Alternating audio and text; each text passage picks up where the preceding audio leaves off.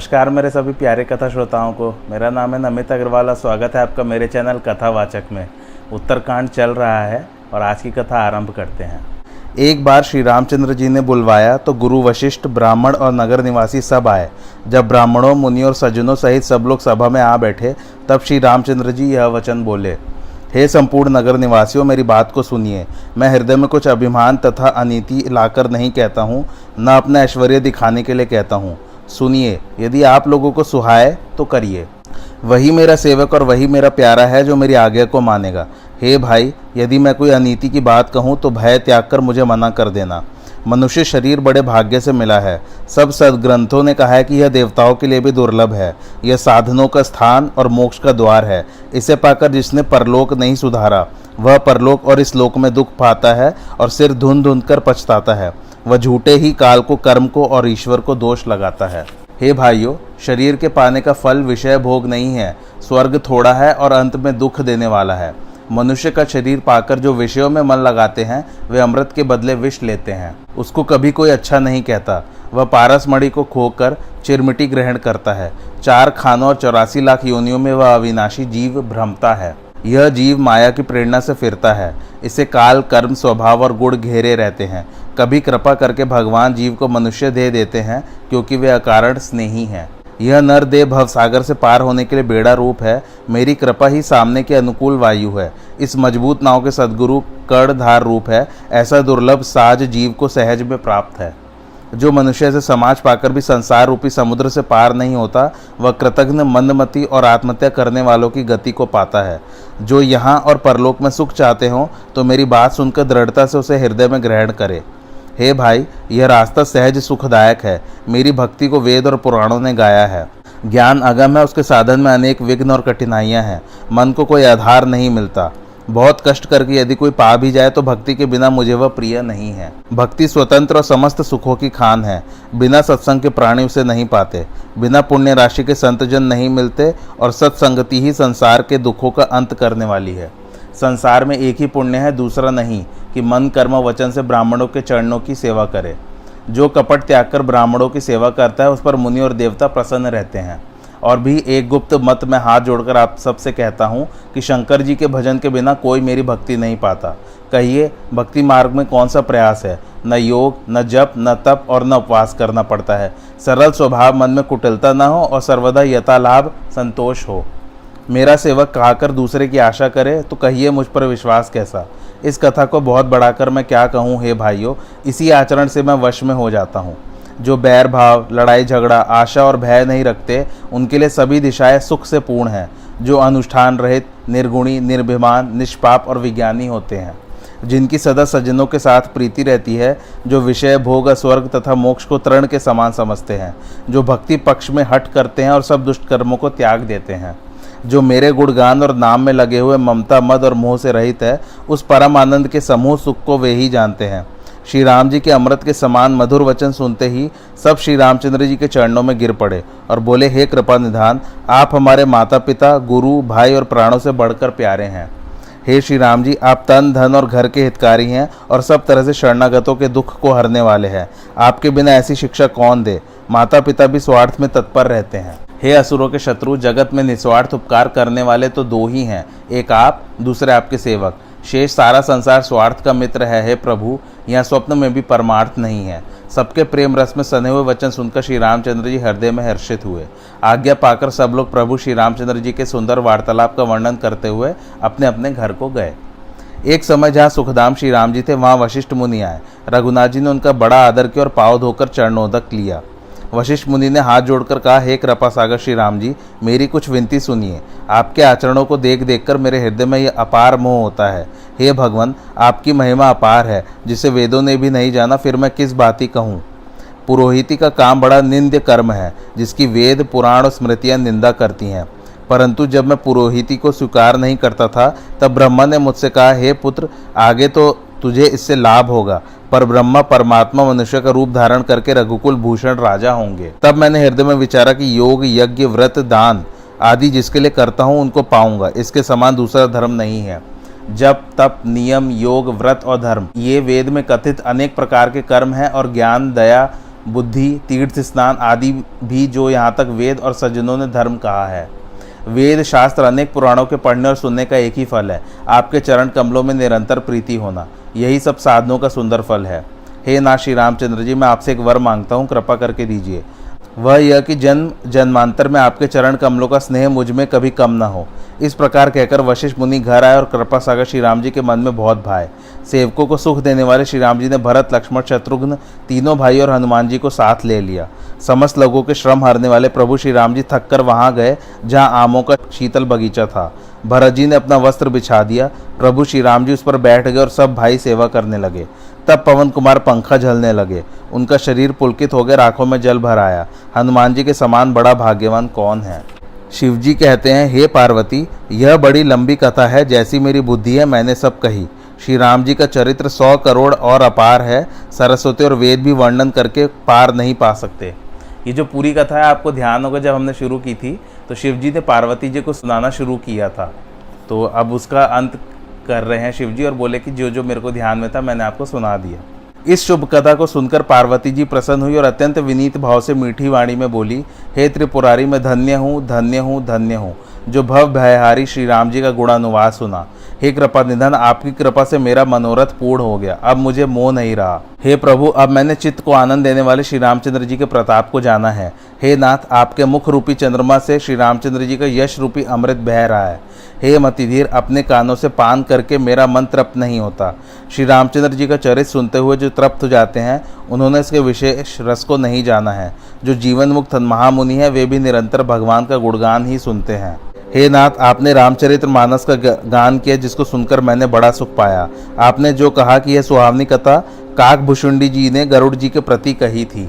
मुझे एक बड़ा भारी संदेह है कि जिनको वैराग्य और ज्ञान विज्ञान में दृढ़ता तथा रामचरित्र पर अत्यंत प्रेम है, उन काकभुषुंडी जी को कौवे के शरीर से भक्ति कैसे मिली। हे त्रिपुरारी, सुनिए, हजारों मनुष्य में कोई एक धर्म व्रत का धारण करने वाला होता है। ऐसे करोड़ों धर्मशीलों में कोई विषयों से विमुख और वैराग्य में तत्पर रहता है। पार्वती जी ने ऐसा शिव जी से कहा। वेद कहता है कि करोड़ों विरक्तों में कोई ही यथार्थ ज्ञान और पुण्य पाता है। ऐसे करोड़ों ज्ञान वालों में कोई विरला ही पुण्यवान जीवन मुक्त होता है। ऐसे हजारों जीवन मुक्तों में भी सब सुखों की खान ब्रह्मा में लीन विज्ञानी होता है। पर धर्मशील, विरक्त और ज्ञानी जीवन मुक्त तथा ब्रह्मनिष्ठ जो प्राणी है, हे सुरेश्वर, इन सबसे भी वह दुर्लभ है जो मद माया से रहित राम भक्ति में निरत हो। ऐसी कठिन भगवत भक्ति कौवे को कैसे मिली? हे विश्वनाथ, यह मुझे समझाकर कहिए। उसने कौवे का शरीर किस कारण पाया, सो कहिए। हे कृपालु, प्रभु श्री रामचंद्र जी का वह सुंदर यश कहिए, उसे कौवे ने कहाँ पाया? गरुड़ तो महाज्ञानी, गुणों की राशि, भगवान के सेवक और उनके बहुत निकट रहने वाले हैं। उन्होंने किस कारण से मुनि मंडली को छोड़कर कौवे से जाकर कथा सुनी? कहिए, काग गरुड़ दोनों हरि भक्तों का वह संवाद किस तरह हुआ? दोनों ही भगवान के भक्त थे। पार्वती की सरल और सुहावनी वाणी सुनकर शिवजी प्रसन्न और सुख पाकर आदर के साथ बोले, हे सती, तू धन्य है, तेरी बुद्धि पवित्र है और रघुनाथ जी के चरणों में बहुत बड़ी प्रीति है। वह परम पवित्र इतिहास सुनो, जिसको सुनकर शोक नष्ट होता है। हे सुमुखी सुलोचनी, संसार से मुक्त करने वाली इस कथा को जिस तरह से मैंने सुना, वह कथा सुनो। पहले तुम्हारा जन्म दक्ष प्रजापति के घर में हुआ था, तब तुम्हारा नाम सती था। दक्ष की यज्ञ में जब तुम्हारा अपमान हुआ, तब तुमने अत्यंत क्रुद्ध होकर प्राण त्याग दिया। तब मेरे सेवकों ने इस यज्ञ को विध्वंस किया। उस सारी कथा को तुम जानती हो। हे प्रिय, तब मेरे मन में बड़ा शोक हुआ और तुम्हारे वियोग में मैं दुखी हुआ। उस समय मैं विरक्त हो सुंदर वन, पर्वत, नदियों, तालाबों को कौतुक से देखता फिरता था। सुमेरु पर्वत से उत्तर दिशा में दूरी पर एक बड़ा सुंदर नील पर्वत है। उसकी स्वर्णमयी सुहावनी 4 चोटियां हैं। वे सुंदर श्रृंग मेरे मन को अच्छे लगे। उन एक एक शिखरों पर बड़, पीपल, पाकड़ और आम के एक एक विशाल वृक्ष हैं। पर्वत के ऊपर एक सुंदर सरोवर शोभित है, जिसकी मणिमय सीढ़ियों को देखकर मन मोहित हो जाता है। उसी सुंदर पर्वत पर वह काक पक्षी यानी कि कौआ रहता है, जिसका प्रलय काल में भी नाश नहीं होता। मायाकृत गुण दोष, नाना प्रकार के अज्ञान, मोह, काम और क्रोध आदि अविवेक जो समस्त संसार में व्याप्त हो रहे हैं, पर उस पर्वत के समीप वे सब कभी नहीं जाते। हे पार्वती, वहां रहकर वह काक जिस तरह भगवान को भजता है, वह अनुराग पूर्वक सुनो। वह पीपल वृक्ष के नीचे ध्यान करता है और पाकड़ वृक्ष के नीचे जप यज्ञ करता है। आम की छाया में मानसिक पूजा करता है और भगवत भजन को छोड़कर उसके लिए दूसरा काम नहीं है। वह वट वृक्ष के नीचे वह हरि कथा के प्रसंग को कहता है। उसे असंख्य पक्षी सुनने आते हैं। वह श्री रामचंद्र जी के नाना प्रकार के विलक्षण चरित्र को आदर से प्रेम पूर्वक गान करता है। उस समय संपूर्ण निर्मल बुद्धि वाले हंस जो सर्वदा सरोवर में वास करते हैं और भगवान की कथा सुनते हैं। जब मैंने जाकर उस कौतुक को देखा तो हृदय में विशेष आनंद हुआ।